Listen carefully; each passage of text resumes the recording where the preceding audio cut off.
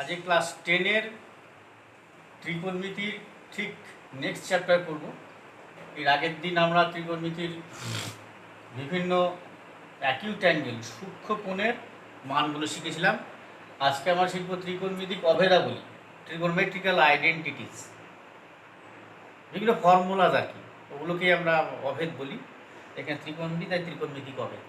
প্রথমেই একটা সমকোণী ত্রিভুজ আঁকব।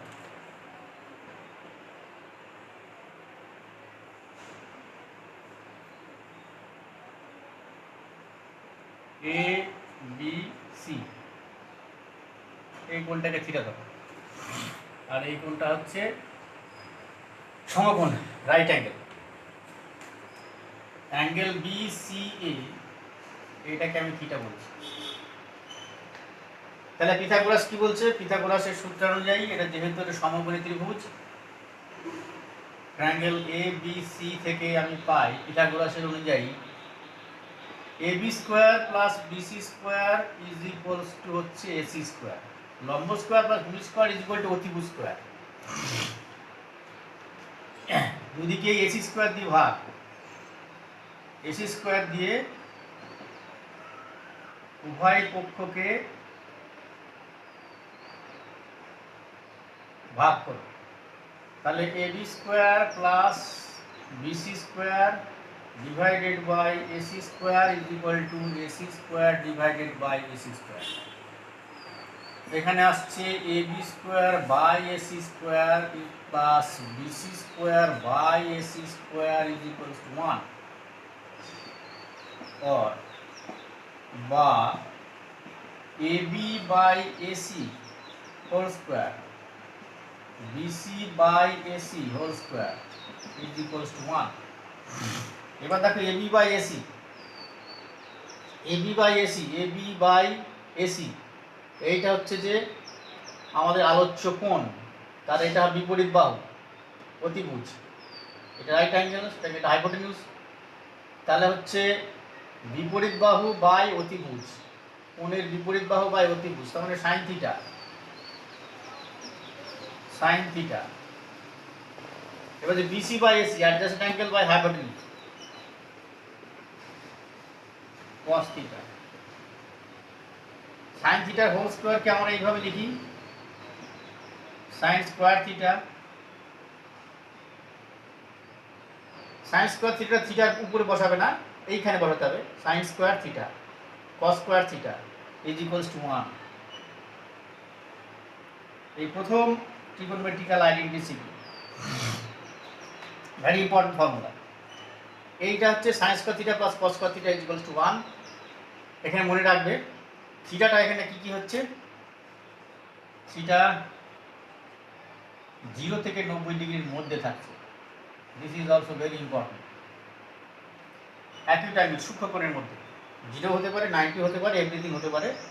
এই সমস্ত কিছুর জন্যই 0 থেকে 90 ডিগ্রির মধ্যে হলে পরে sine square theta plus cos square theta equal to 1। এইবার দেখি এই ফর্মুলাটাই আমরা এইভাবে লিখছি, AB square plus BC square is equal to AC square, এটাকে এবি স্কোয়ার দিয়ে ভাগ, উভয় পক্ষকে এবি স্কোয়ার দিয়ে ভাগ করো, তাহলে কি আসছে AB square plus BC square by AB square is equals to AC square by AB square. তো আমার জিনিসটা আছে এটা 1, AB square by AB square মানে 1 plus BC square by AB square, তাহলে BC by AB whole square, this is equals to AC by AB whole square. BC by AB, BC by AB, ভূমি by অতিভুজ, adjacent side divided by opposite side, তার মানে হচ্ছে যে cot, মানে 1 plus cot theta whole square, AC by AB, AC অতিভুজ by AB, অতিভুজ by লম্ব, অতিভুজ বাই বিপরীত বাহু, তার মানে হচ্ছে কোসেক থিটা হোল স্কয়ার।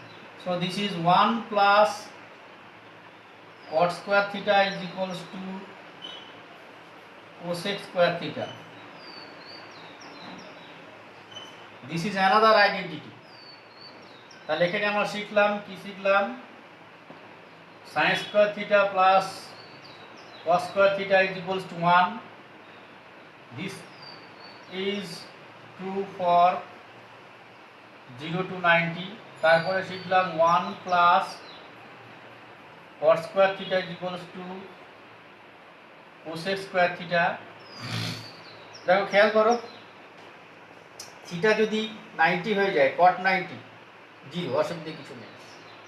যদি হয়ে যায় তোমার যদি হয়ে যায় থিটা ইজ ইকুয়ালস টু তোমার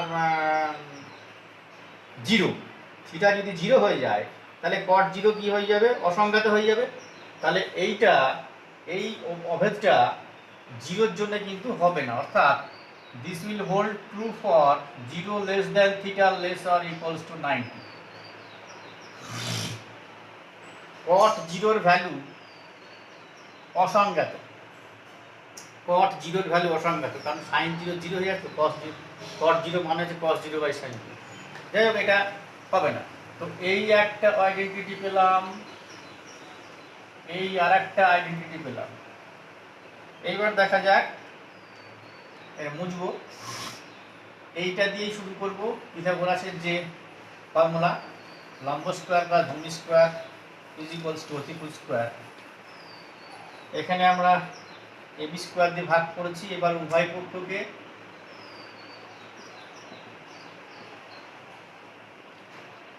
বিসি স্কোয়ার দিয়ে ভাগ করো, dividing both side by BC square. AB square plus BC square divided by BC square is equal to AC square by BC square. AB square by BC square, AB by BC whole square, BC square by BC square is equals to 1. This is AC by BC whole square, or AB by BC কি হবে,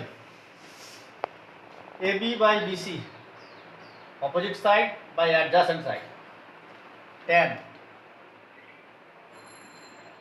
tan square theta plus 1, this is equals to AC by BC, AC by BC অতিভুজ হাইপোটেনিউস divided by adjacent side, তার মানে হচ্ছে sec square theta, বা 1 plus tan square theta is equals to sec square theta। এইটা আরেকটা identity শিখলাম। তার মানে আমি শিখলাম আরেকটা কি, 1 plus tan square theta is equals to sec square theta। যেটা কখন সম্ভব হবে, সবসময় সম্ভব হবে, কিন্তু মুশকিল হচ্ছে থিটা যখন 90 হয়ে যাবে, ওই থিটা 90, এর আগের অধ্যায়ে শিখলাম, এর আগের দিনই, যে tan 90 হচ্ছে অসংজ্ঞাত, undefined. So 1 plus tan square theta sec square theta, এই অভেদটা ঠিক এই সময়ে ট্রু হবে 0 less or equals to theta less than 90। বুঝে গেল? 90 হলে পরে এটা অসংজ্ঞাত হয়ে যাবে, এই অভেদটা কাজ করবে না। তো এই হলো আমাদের এই তিনটে হচ্ছে অভেদ। এখন আমরা দেখি কি, যে এই যে tan থিটা, এটা আমরা কি করেছি আগের দিন, সাইন থিটা কস থিটা আমরা কি শিখলাম। সাইন থিটা মানে হচ্ছে আমরা শিখলাম এবি বাই বিসি, অ্যাকচুয়ালি লম্ব বাই অতিভুজ, লম্ব বাই অতিভুজ। খেয়াল করো, একটা রাইট অ্যাঙ্গেল ট্রায়াঙ্গেল বা সমকোণী ত্রিভুজের মধ্যে অতিভুজটা হচ্ছে সব থেকে বড় হয়। তার মানে সাইন থিটার ভ্যালু হচ্ছে কি, উপরে যে বাহুটা রয়েছে, তলায় যে বাহুটা রয়েছে, দুটোর মধ্যে সম্পর্ক কেমন, এই বাহুটা অতিভুজটা লম্বর থেকে সর্বদাই বড় হয়, সবসময় বড়। তাহলে হর যদি বড় হয়, এই সাইন থিটার যে ডেফিনিশন দেওয়া হয়েছে সেখানে যে দুটো রাশির তুলনা করা হয়েছে, যে দুটো রাশির রেশিও বা অনুপাত দেওয়া হয়েছে, তার হরটার ভগ্নাংশটার হর লবের থেকে সব সময় বড়। তাহলে কি হবে? This is always less or equals to 1। অর্থাৎ অতিভুজ লম্বর থেকে সবসময় বড়, তাই লম্ব বাই অতিভুজ এটার ভ্যালু সবসময় হবে কি 1-এর থেকে ছোট। যদি লম্বর সঙ্গে অতিভুজ সমান হয় তখন ইকুয়াল টু 1 হয়ে যাবে। লম্বর সঙ্গে অতিভুজ প্রায় সমান হয়, একেবারে সমান হয় না, কারণ ত্রিভুজ ফর্ম করবে না, সেটা আমরা আগের দিন আমার ক্লাসে আমরা দেখিয়েছি। তাহলে একই রকম cos theta is equal to BC by, এটা AC, AB by AC, BC by AC, this is equals to হবে ভূমি বাই অতিভুজ। একই রকম আগের মতোই, যে অতিভুজটা সবসময় ভূমির থেকে বড় হবে, কারণ অতিভুজটা এই যে কোনো ত্রিভুজের সমকোণ ত্রিভুজের মধ্যে সবসময় বড়। একই রকম যুক্তি এটার ক্ষেত্রে একই হবে, সাইনের যেমন হবে কসের তাই হবে। ট্যান থিটা হচ্ছে যে এবি বাই বিসি। এক্ষেত্রে কি হবে? লম্ব বা ভূমি, এটা যে কারোর থেকে বড় হতে পারে, যে কারোর থেকে ছোট হতে পারে। ভূমি যদি বড় হয়ে যায় তাহলে লেস দ্যান 1 হবে। ভূমি যদি লম্বর থেকে ছোট হয়ে যায় তাহলে এটা গ্রেটার দ্যান 1 হয়ে যাবে। আবার যদি লম্ব আর ভূমি সমান হয়ে যায়, ইকুয়ালস টু 1 হয়ে যাবে। তাহলে এই জিনিসটা কি হবে?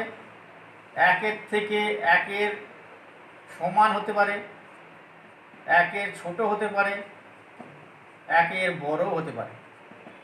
তাহলে ট্যান থিটার ভ্যালুটা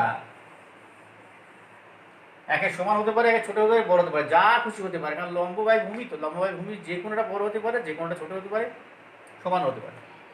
তাহলে একই রকমভাবে কোসেক থিটার ভ্যালুটা কেমন হবে? অতিভুজ বাই বা লম্ব। তার মানে খুব সহজেই বোঝা যাচ্ছে যে কোসেক থিটার ভ্যালুটা always greater or equals to 1, সব সময় বড়, কারণ অতিভুজটা লম্বর থেকে সব সময় বড় হয়। কখন সমান হবে? যখন অতিভুজের লম্বর সঙ্গে সমান হয়ে যায়। এই জিনিসটা আমরা আগের দিন দেখিয়েছি। একই রকম সেক থিটা উল্টোটা, always greater or equals to 1, সব সময় 1-এর থেকে বড় হবে, কারণ অতিভুজ সবসময় ভূমি থেকে বড় হয়। সমান হবে কখন? আগের দিন আমরা দেখিয়েছি। আর বাকি থাকবে তোমার কট থিটা কি হবে? কট থিটা ট্যান থিটার ভ্যালু একই।